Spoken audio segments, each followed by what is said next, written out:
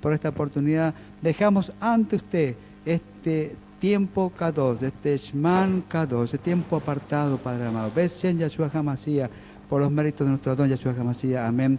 Ve, amén. Mi hermano Daniel, adelante. Amén. Muchas gracias, José. Toda Rabá. Bueno, y vamos a estar esta tarde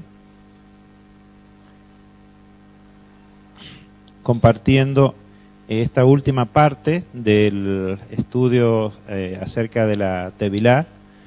Y bueno, hemos analizado en todas estas semanas que nos anteceden, cada Shabbat, el significado profundo de esta acción, ¿no es cierto?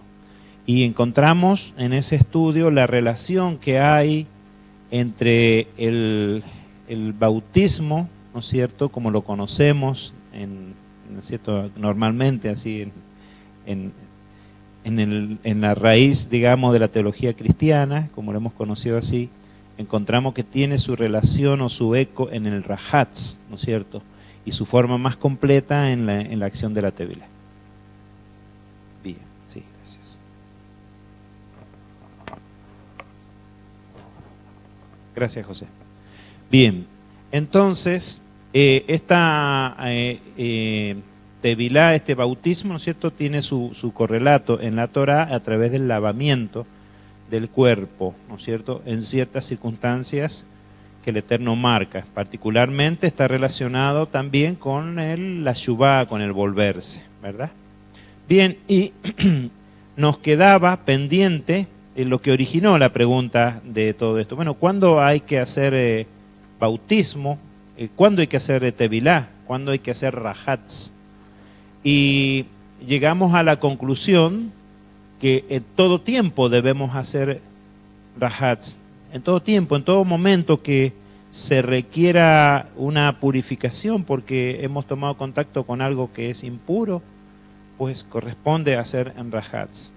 Estudiábamos esta mañana en la Parashá Hukat que inclusive hay casos en que la impureza por contacto con alguien que ha muerto, alguien que ha fallecido, es de 7 días la purificación.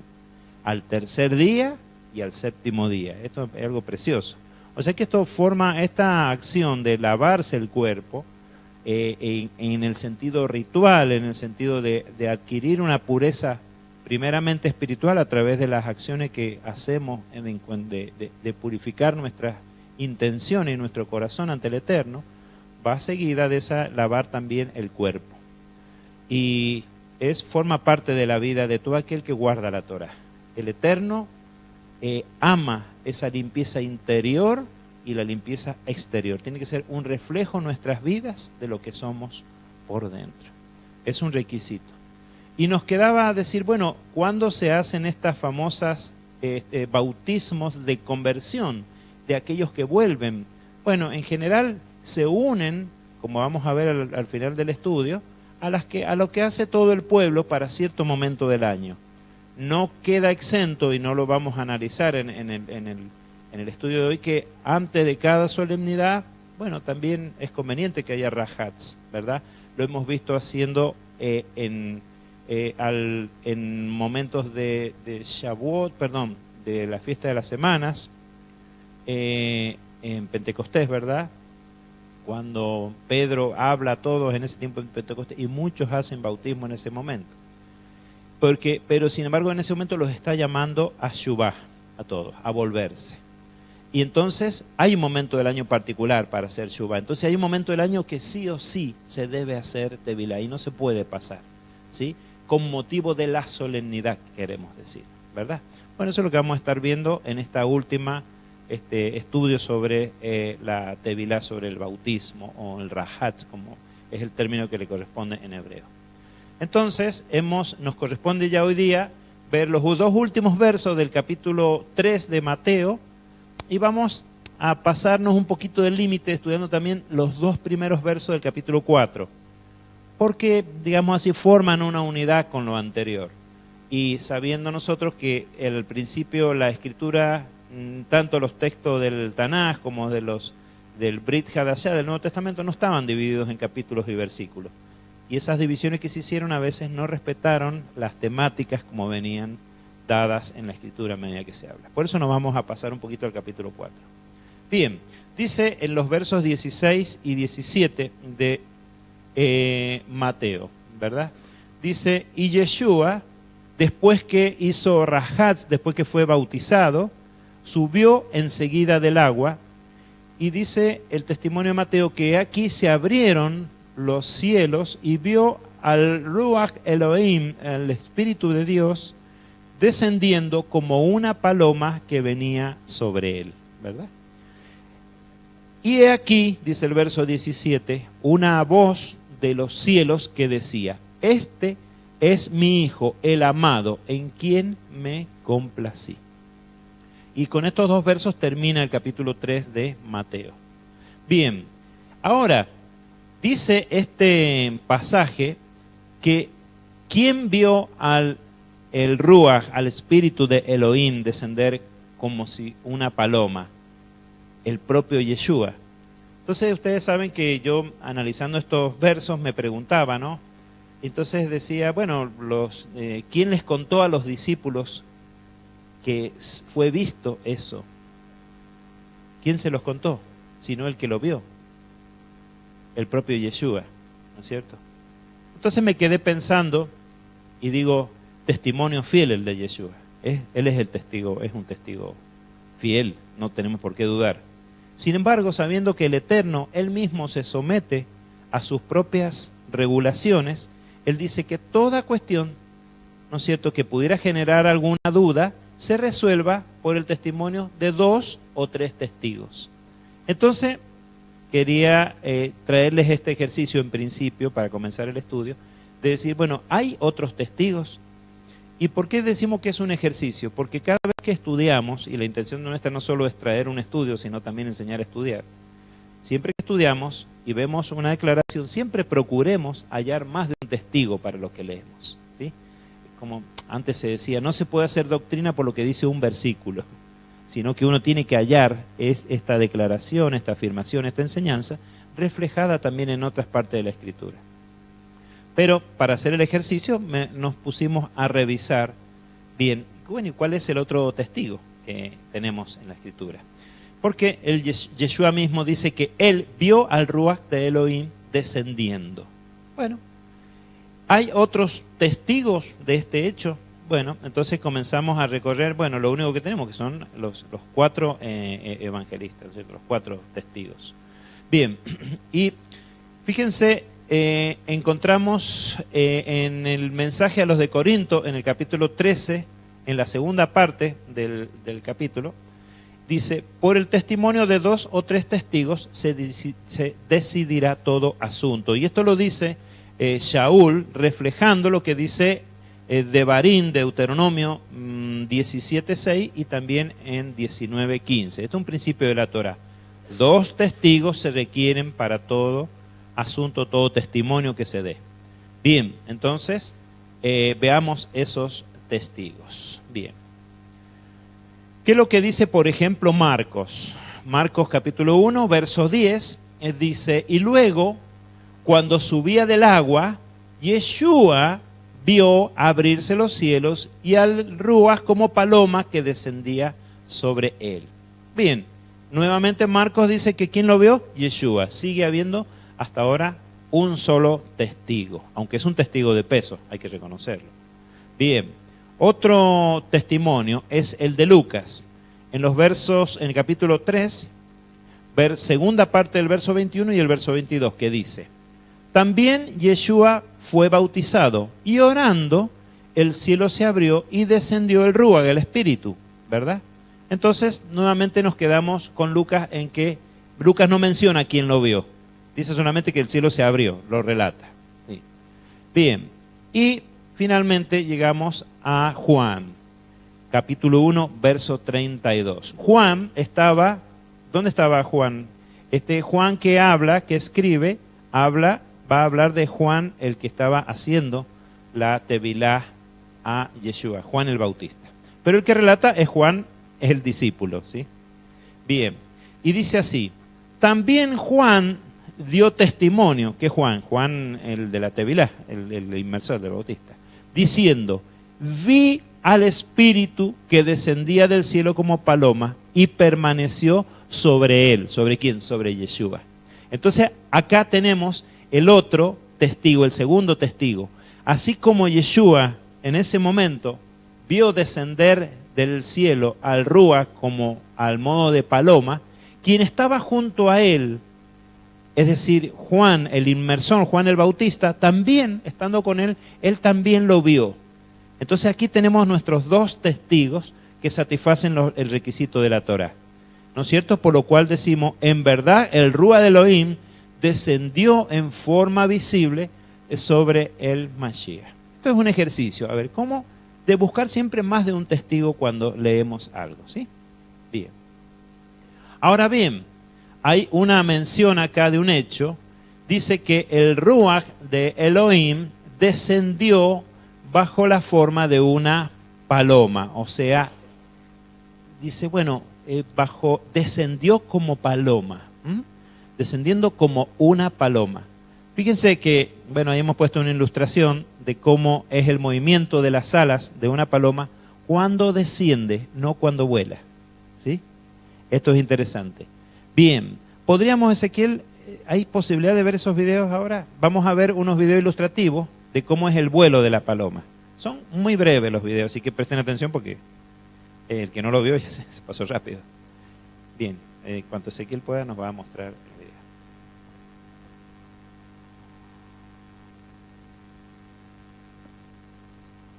Acá vemos, vamos a ver, ya lo van a ver, tiene mejor posición la paloma que la ven ustedes ahí porque la toma estaba mal tomada en un principio, pero fíjense después cómo es el vuelo de la paloma. ¿Ves? Ahí ven una paloma volando, ¿sí? Fíjense cómo es el aleteo, ¿sí?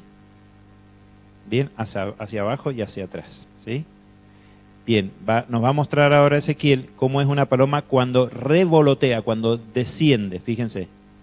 Las alas se hacen hacia adelante y hacia abajo, ¿sí? Y se mantiene. Y hay otro video en donde vemos una paloma, eso se llama revoloteo, es decir, las alas más bien las frenan a la paloma, mientras que cuando va volando la impulsan hacia adelante, ¿sí? En el vuelo la paloma va con su cuerpo en forma horizontal, mientras que en el descenso tiene su forma así inclinada, y mientras frena la caída con las alas, ¿sí? Eso dice que vio al Ruach de Elohim descendiendo como paloma. Quiere decir que la sensación que daba era del revoloteo de la paloma. Y más que nada, lo que queremos transmitir, que ese revoloteo transmite una idea del viento que se mueve, un viento fuerte que se mueve ahí frente a ellos. Esa es la sensación que daba. ¿Se dan cuenta? Por eso dicen como una paloma descendiendo. Quiere decir que las alas provocan ese viento. Bien, sí. Probablemente fuera, sí, no, entendemos que sí, pues fuera una paloma. Sí, Alejo, ¿te escuchamos? Ah, bien. Sí. Es como paloma, sí, pero lo que queremos transmitir es el tema del revoloteo. Por eso la paloma que desciende. Ahí está el tema. Bueno, ¿con qué se relaciona esto? Bueno, se relaciona con Bereshit, con Génesis, capítulo 1, la tercera parte del verso 2. Fíjense, que dice, y el espíritu de Elohim se movía sobre la faz de las aguas, traduce la versión de la Reina Valera 60, ¿sí? Dice que se movía sobre las aguas, ¿sí? Bueno, dice, claro, porque dice que el espíritu de Dios descendió como una paloma, y en Génesis dice que el espíritu de Dios se movía sobre la faz de las aguas. Ahora, esa palabra se movía es la palabra en hebreo merajefet, que, ¿no es cierto?, según el diccionario, significa algo en particular, que ahora lo vamos a ver. Pero les voy a leer lo que dice el comentario a la Biblia textual. En este punto hay una nota, creo que la nota 35 de la Biblia textual, y fíjense lo que dice. Merajefet, que es el verbo que en hebreo significa revolotea, ¿sí? este verbo se relaciona con el movimiento de las alas de un ave sustentándose sobre un mismo sitio. Entonces ahí vemos que no es el acto de volar, sino el revoloteo, ese que cuando el ave se mantiene en el mismo sitio mientras revolotea, ¿sí? Entonces, la traducción correcta de Bereshit, de Génesis 1, verso 2, sería: y el Espíritu de Dios revoloteaba sobre la faz de las aguas. Y ahí, fíjense que esta paloma que descendió revoloteando sobre Juan y sobre Yeshua, ¿revoloteaba sobre la faz de las aguas?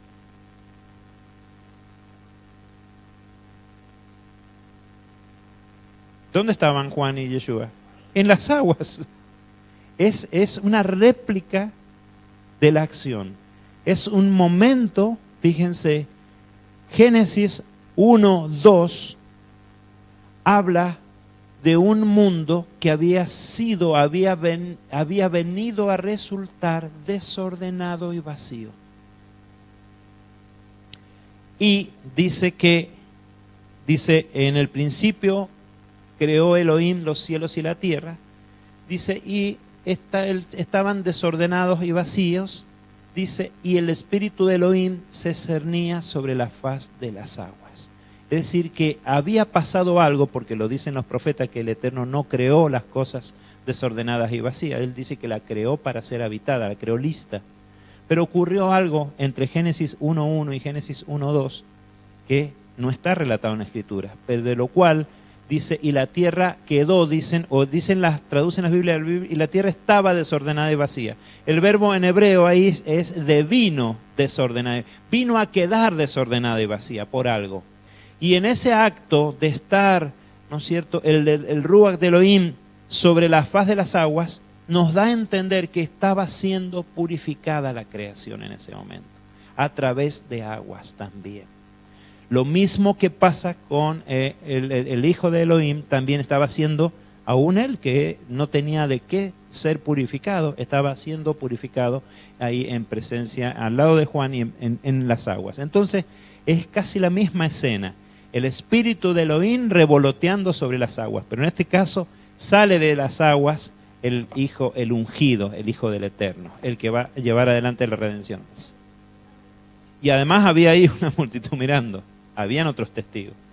Bien, correcto. Entonces esa es la idea que queríamos transmitir analizando esto de que descendió. Y dice, a ver un momento.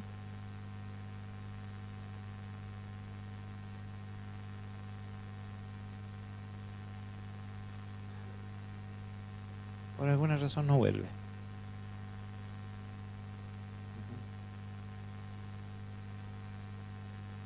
Ahí está. Bien, decíamos que se mueve sobre las aguas. Bien, y vamos a ver ahora lo que sigue. Dice que una voz de los cielos que decía, este es mi Hijo amado en quien me complací. Y dice el Salmo 2, verso 7, en relación a esto, yo promulgaré el decreto, Yahvé me ha dicho, mi hijo eres tú, yo te he engendrado hoy. Entonces está hablando de eso que dice en el verso 17, este es mi hijo. Por otro lado, Isaías 42, verso 1, dice, he aquí mi siervo a quien yo sostengo, mi escogido en quien se complace mi alma. He puesto mi ruach sobre él, he puesto mi ruach sobre él, ¿sí? Mi espíritu sobre él, y él traerá justicia a las naciones. El anuncio de lo que estamos viendo acá. Y más adelante, en Mateo 12, verso 18, dice, aquí mi siervo, a quien escogí, y estas palabras se oyen, ¿en qué contexto? Cuando Yeshua sube con algunos de sus discípulos al monte y es transfigurado. Y se oye una voz, y acá tenemos el segundo testigo, si lo queremos. 2 veces el Eterno se manifestó, al menos 2 veces, diciendo, he aquí mi siervo a quien escogí, mi amado, en quien se complació mi alma.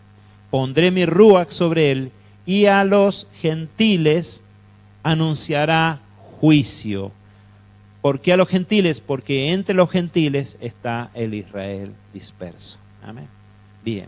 Entonces con esto completamos el análisis de los versos que corresponden al capítulo 3 de Mateo. Y vamos a comenzar con una visión de los versos 1 y 2 del capítulo 4. Dice así: entonces Yeshua fue impulsado por el Ruach, por el Espíritu, a subir al desierto para ser tentado por el diablo.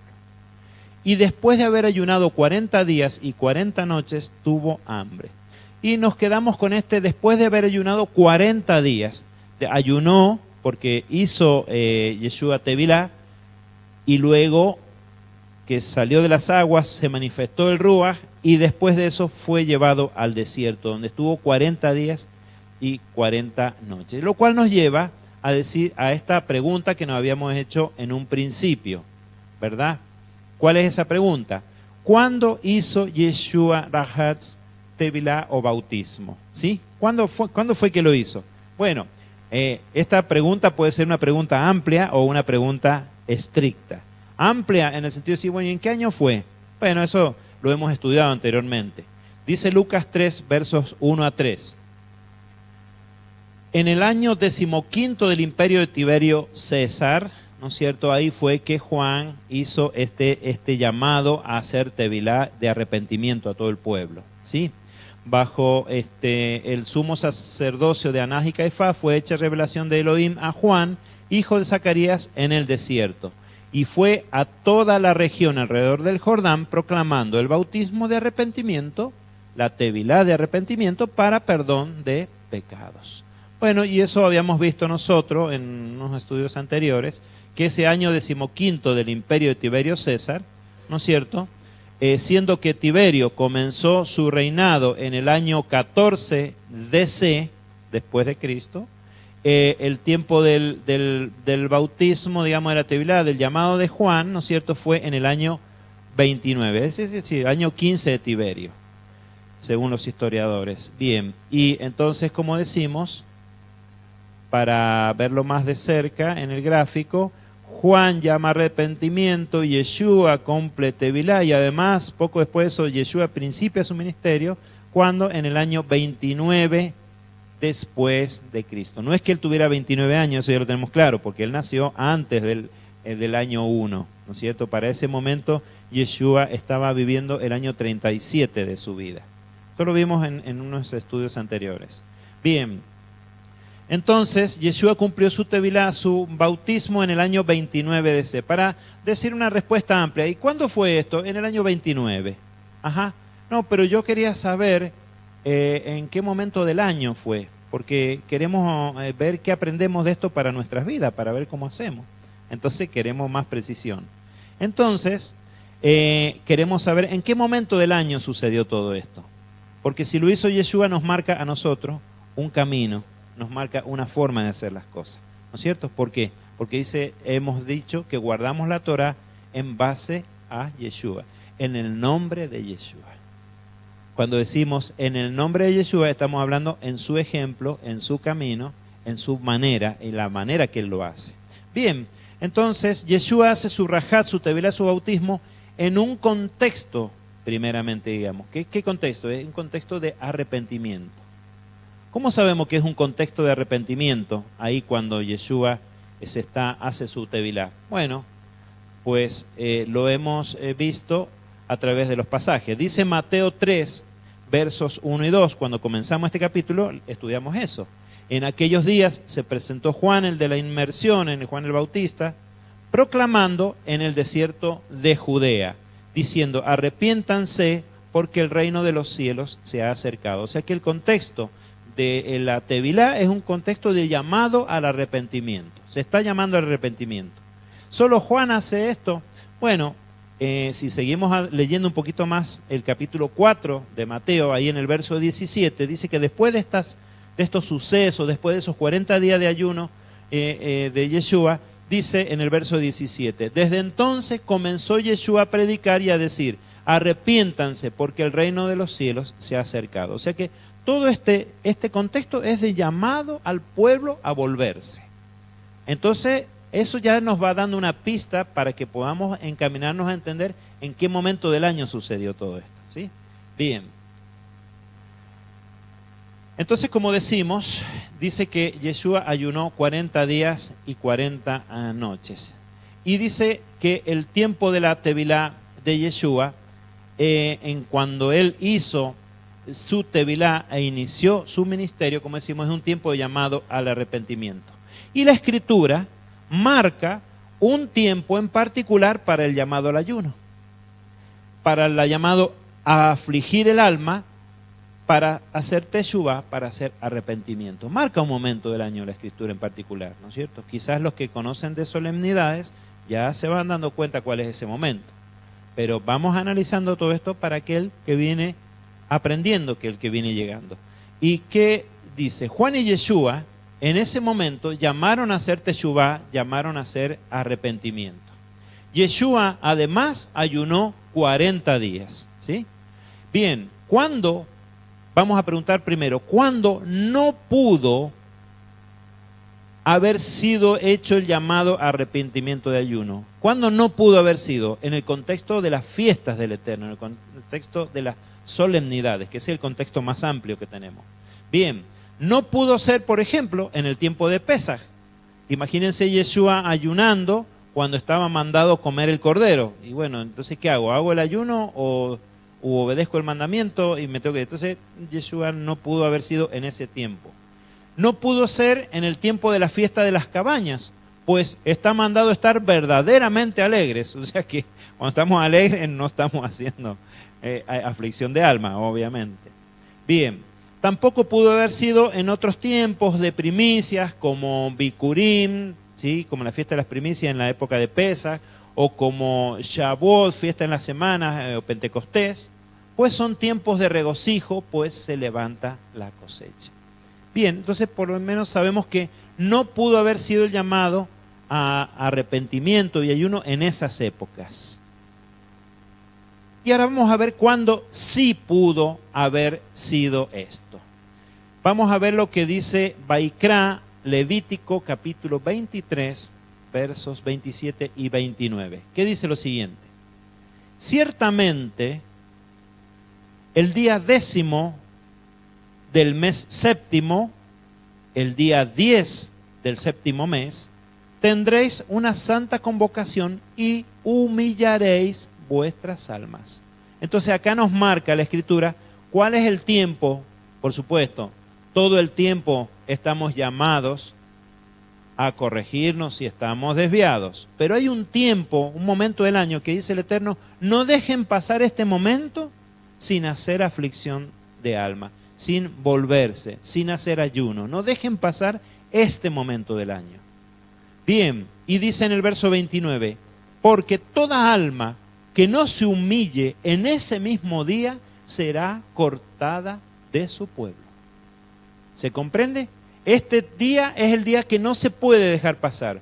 El resto del año quizás pueda tener la opción, quizás lo puedo postergar un poquito el hacer shuvá, el hacer arrepentimiento. Y ahora no sé, pero voy a esperar un par de semanas más y me voy a dedicar a orar con el Eterno, que me marque mis incorrecciones, que me ayude a volverme de mi camino equivocado. Pero cuando llega el término, el tiempo de esta festividad de Yom Kippur, que es lo que está diciendo Levítico 23, en la solemnidad de Yom Kippur, no se puede dejar pasar el hacer shuvá. Acá no hay opción. Toda alma que no se humille en ese mismo tiempo será cortada del pueblo. Quiere decir que esto va a ser para nosotros como una marca, ¿no es cierto?, que llevan a aquellos que obedecen al Eterno. Ellos no dejan pasar este tiempo sin buscar, sin hacer introspección. ¿Sí? Bueno, pero la verdad es que hacer introspección un día en los 360 no es tanto. Ya vamos a ver qué nos marca el Mashiach sobre eso. Porque uno dice, bueno, un día no es tanto. Vamos a ver qué nos marca el Mashiach. Por eso el propósito de todo este estudio era ver qué nos marca el Mashiach en relación a esto. Bien, dice lo siguiente. Entonces, el tiempo de la Tevilá de Yeshua, entonces como decimos, el tiempo en que Juan llamó a Shuvá a volverse al Eterno y que Yeshua también ayunó 40 días, es el tiempo de la solemnidad de Yom Kippur, que se celebra a los 10 días del séptimo mes, ¿verdad? Ese es el contexto en el cual se hizo llamado a volverse a todo el pueblo. Que decía, ahora o nunca. ¿Sí? Bien, entonces Yom Kippur, aún hoy en día, es un día de ayuno nacional. ¿Sí? Todo el pueblo, sean creyentes o no, observan con recogimiento este día, porque es un día muy solemne. Forma parte de las fiestas del Eterno, pero no le podemos llamar fiesta. Es una solemnidad. Es un día muy solemne, ¿verdad? Bien.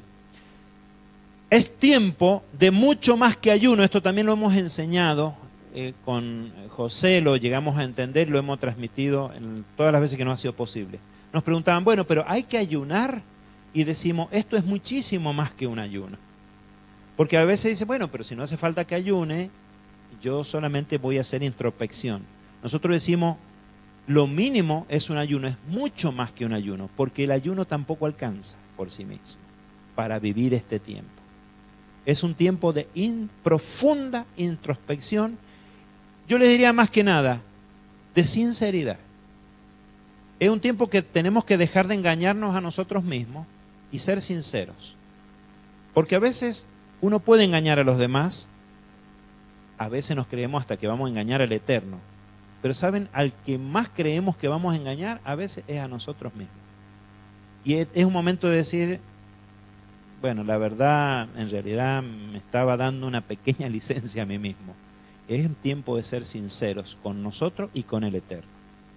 Bien, entonces por eso decimos que el tiempo de Yom Kippur es mucho más que un tiempo de ayuno. Es un tiempo de profunda introspección en la cual el ayuno forma parte de todo eso.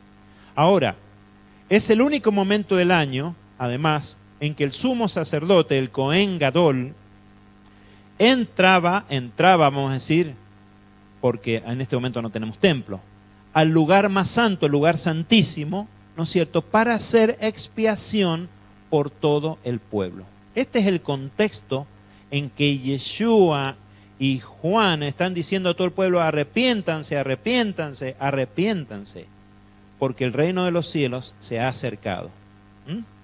Es el momento del año que no se puede dejar pasar para todo aquel que se considere pueblo del Eterno. Ahora, fíjense que lo que dice Levítico 23 en el verso 28. Ningún trabajo harás en ese día, pero ningún trabajo harás en ese día, porque es un día de expiaciones, para hacer expiaciones por ustedes en presencia de Yahvé, vuestro Elohim. Y Levítico, Vayikra, capítulo 16, verso 16, dice lo siguiente.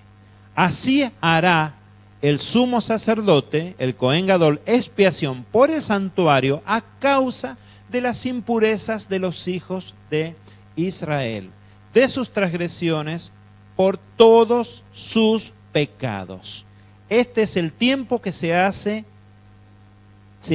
expiación por todo el pueblo. Entonces todo aquel que sea pueblo debe estar haciendo su tiempo de shuvá, su tiempo de volverse, su tiempo de arrepentimiento, acompañado de ayuno. ¿Y de qué más estamos viendo?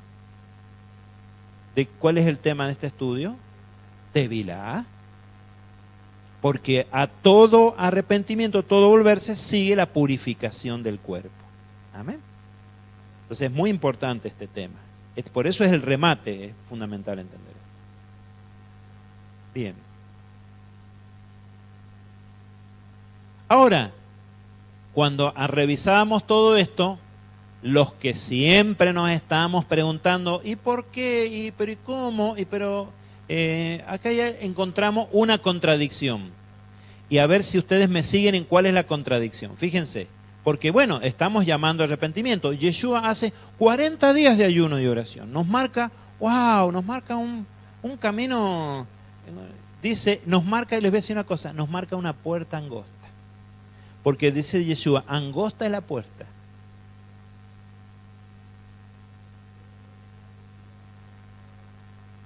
Bien, sí, un ayuno completo, ¿verdad?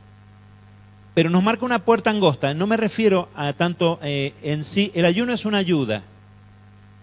El ayuno es una ayuda. Pero ¿cuál es la puerta angosta? Que, fíjense, nos marca él, dice, él hizo 40 días de estar afligiendo su alma. No un día, no una semana. Yo desde el 1 del 7º mes hasta el 10. Ese día no me busquen porque estoy. Lo marca para nosotros. 40 días. Él es nuestro ejemplo, ¿verdad? Guardamos la Torah según su manera.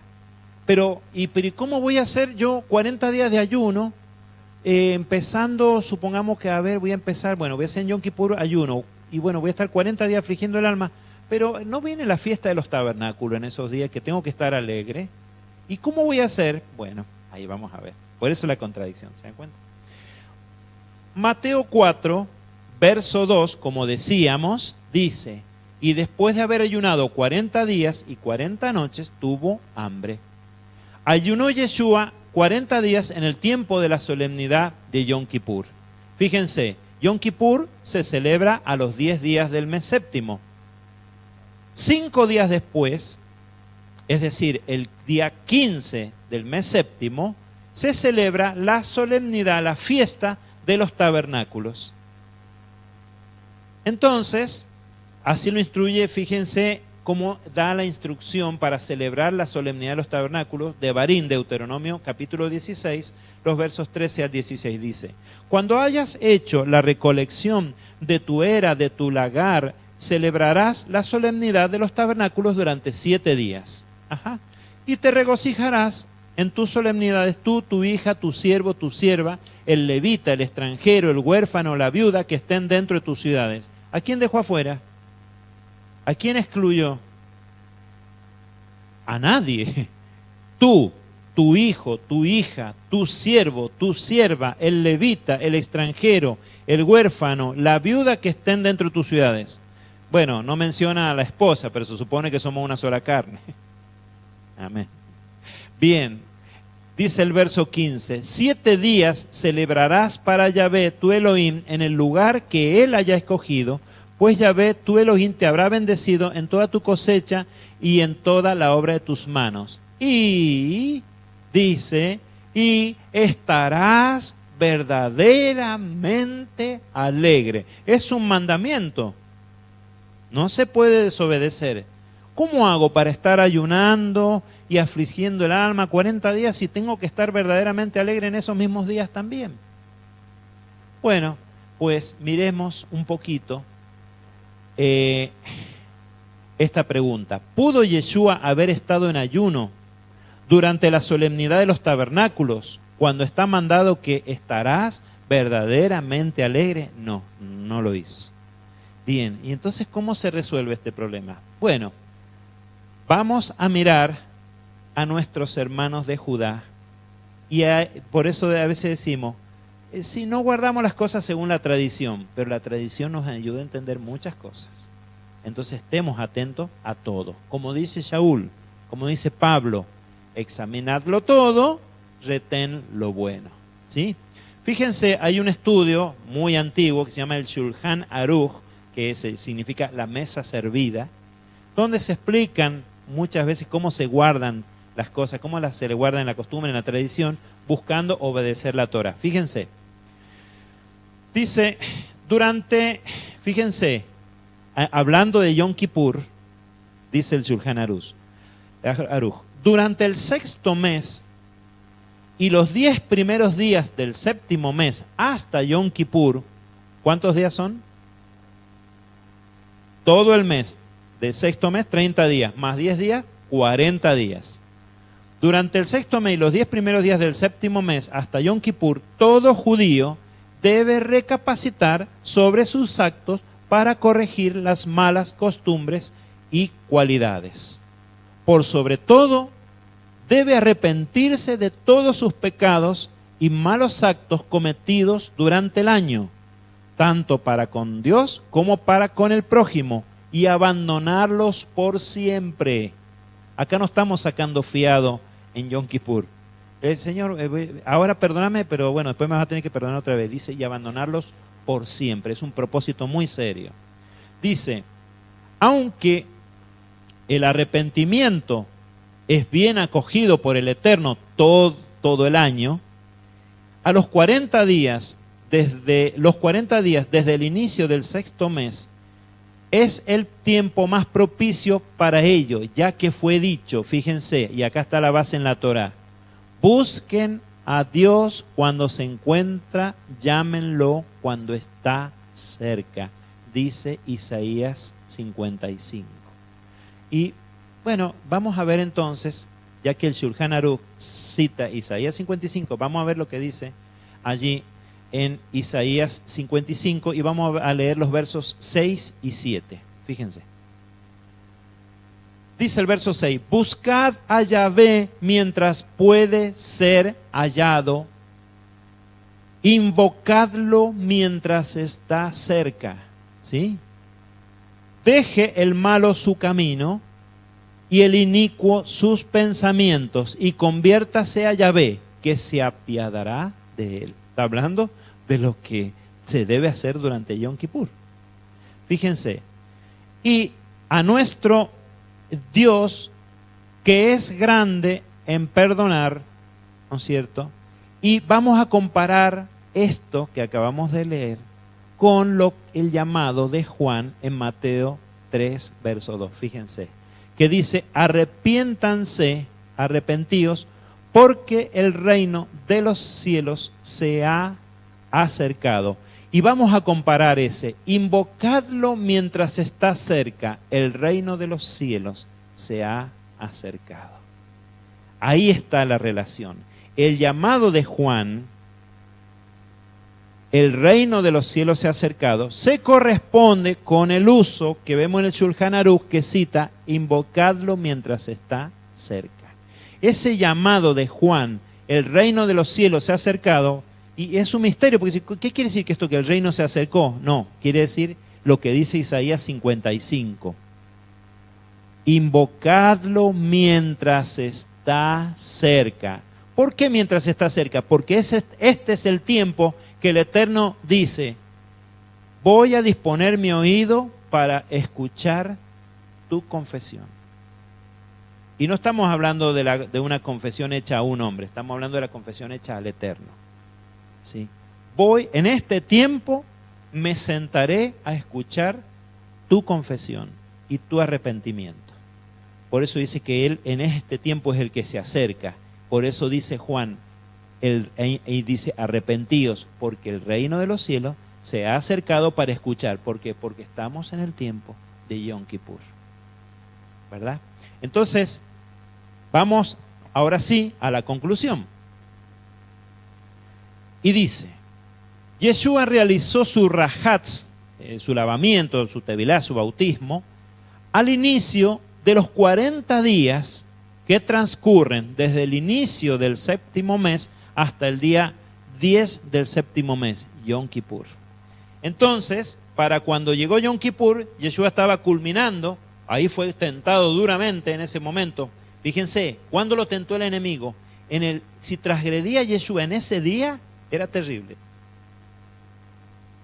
Porque era justamente el día del arrepentimiento, cuando viene Hasatán y lo tienta varias veces. No fue en cualquier momento, fue en el momento que si no te arrepientes en ese día, o si cometes una transgresión en ese día, es una cosa muy grave, porque es el día que el Eterno dispone para perdonar. Entonces, no fue en cualquier momento del año que Hasatán tentó a Yeshua. Fue en el momento de Yom Kippur, cuando estaba culminando sus 40 días de ayuno y dice, y tuvo hambre. Tuvo hambre. Bueno, ¿hemos tenido hambre en ese día? Sí. ¿Se dan cuenta? La astucia. Y entonces después de eso empieza su ministerio. Pero ¿qué viene después de eso? La solemnidad de Sukkot, de los tabernáculos. Ahí es donde Yeshua comienza su ministerio. Donde dice, Él viene a morar con nosotros. Bien, entonces, marca así, para nosotros, marca así, ¿Cuál es el tiempo que debe de dedicarse a realizar Teshuvá, a volverse al Eterno? Nosotros debiéramos tener, y es un propósito que marcamos con José hace un tiempo cuando comentamos esto, que debemos proponernos ya a partir del inicio del sexto mes, es un tiempo de introspección permanente, y probablemente las enseñanzas y reflexiones que traigamos deben apuntar a ayudar a los hermanos a arrepentirse de lo que han hecho y que lo reconozcan o no, está mal.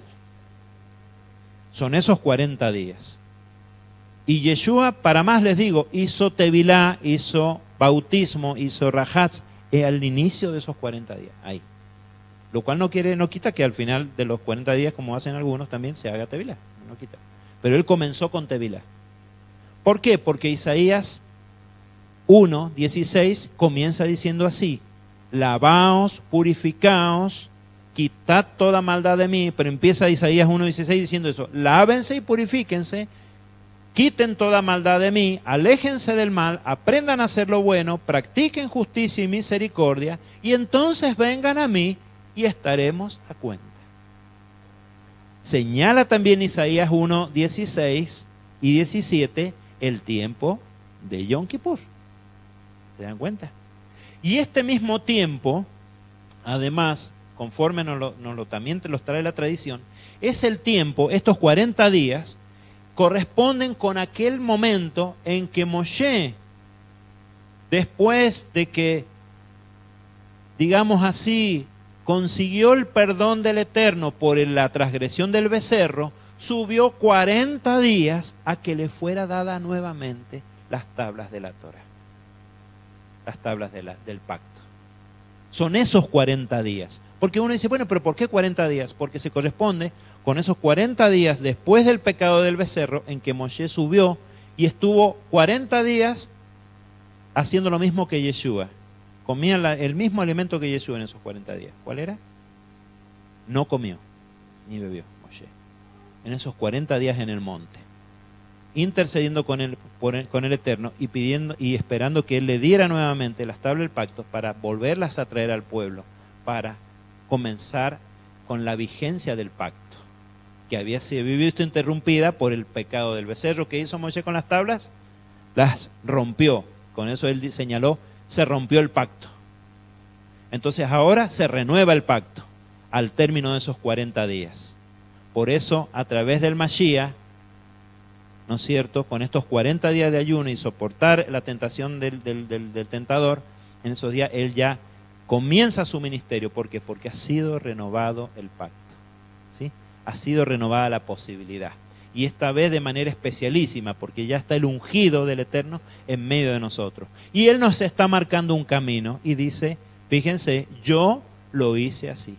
Y dice Juan, todo el que dice que permanece en el Mesías debe andar como Él anduvo. Así que nos deja un camino y Juan nos insta sobre eso. Bien, también el tiempo de realizar tevilá de arrepentimiento es este tiempo. Estamos hablando de la tevilá de arrepentimiento. En este tiempo no se puede dejar pasar, ¿sí? Se debe hacer tevilá de Teshuvá, de arrepentimiento, durante esos 40 días que van desde el primero del sexto mes y culminan en el día 10 del séptimo mes. Concluido esto, vamos a decir lo que siempre decimos. Eclesiastés, capítulo 12, de los versos 12 al 14, que es el fin de todo discurso que se oye. ¿Cuál es? Bien, el resumen del discurso, después de haberlo oído todo, es este: teme a Dios y guarda sus mandamientos, porque esto es todo para ti. Esto es todo. ¿Ustedes creen que hay algo más? No se preocupen. Esto es, ¿qué es todo? Teme al Señor y guarda sus mandamientos. Porque Dios ha de juzgarlo todo, hasta lo oculto. No, si esto yo la hice bien, nadie sabe de esto. Él sí lo sabe. Bien, y esto Dice, y toda acción, sea buena o mala. Esta versión que hemos traído es de la Biblia Nácar Colunga. Siempre estamos trayendo una traducción diferente para esta parte de la conclusión del estudio. Sí, José. Sí, no quería dejar pasar ya en el cierre, como también mirando como una reflexión en cuanto el modelo que Yeshua nos deja justamente de esos 40 días, en un tiempo especial, porque justamente año a año deberíamos hacerlo. Sabemos que el inicio de la época del año en la cual Él regresaría, o Él regresará, es este tiempo, es ese tiempo justamente. Entonces, Él nos dice, bueno, año a año prepárense. Está bien que todo el año tenemos que estar de alguna manera transitando bajo... Buscando estar a cuenta. Buscando estar a cuenta. Pero especialmente, dice, especialmente como Él lo hizo, como Él lo dejó, como Él nos marcó un modelo a seguir, estos 40 días, o 30 días previos, vamos a hacer así, porque vamos a dividir los 40 días en dos etapas, clarísimas. 30 días del mes de Elul, del mes sexto, justamente, y los 10 días del séptimo mes. Hay indicios claros de qué acontecería justamente en ese Yom Teruah, que son el comienzo del primero del séptimo mes. Entonces dice, bueno, 30 días ya tienen para ponerse a cuenta el día año que acontezca el comienzo de ese tiempo del regreso, por decirlo así, y va a ser allí. Entonces, a ese año que acontezca, si nosotros estamos teniéndonos a cuenta, y bueno, digamos como que vamos a estar preparados. Entonces, es especial. Es maravilloso. Él precioso. nos da este modelo. Lamentablemente muchos despotrican contra porque son tradiciones, son cosas que están allí en esos libros raros que tienen los judíos, en cuanto me refiero a este proceso de los 40 días previos, y se pierden, lamentablemente se pierden de esto que nos ayuda justamente, porque si año a año lo hacemos, más allá de que en un proceso decir, bueno, otra vez lo mismo, bueno, pero es eso, estamos teniéndonos a cuenta, año a año, especialmente esos 40 días, o esos 30 días previos a ese Teruah, el Señor Teruah, vamos a estar teniéndonos a cuenta. Y bueno, no pasó nada ese año. Bueno, bienvenido, estoy a cuenta. No será el regreso del Mashiach, Yeshua, cuando venga y acontezca lo que está prometido que va a suceder. Y bueno, pero quizás sea el recuento de mi vida, quizás sea el tiempo. De todos modos, no podía dejar pasar esta fecha sin hacer Shuvah. Así que es precioso, Daniel, como este tiempo que de ubicarnos, cuando especialmente la época del año debemos de hacerlo. Y bueno, es una muy buena conclusión. Una muy buena conclusión. Eso es Saben que lo que dice José es precioso porque, gracias José, este aporte es clave. Porque este es el tiempo, ¿por qué? Porque este es el tiempo de preparación para recibir al Mesías.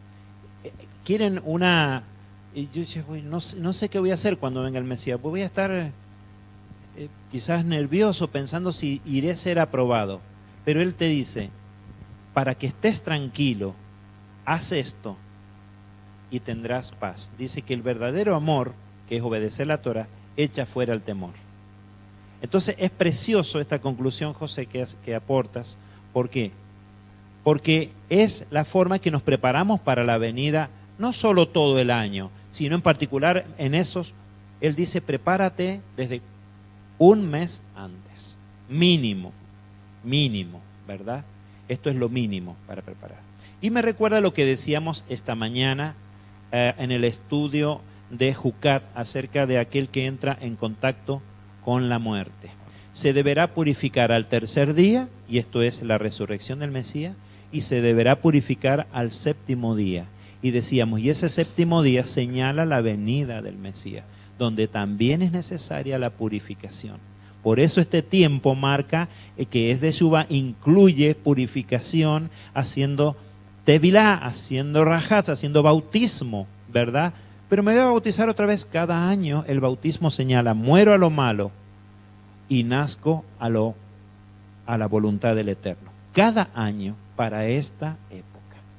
Y con esto, hermanos queridos, concluimos el estudio y los invito a que nos pongamos de pie y podamos presentar este tiempo delante del Eterno en oración.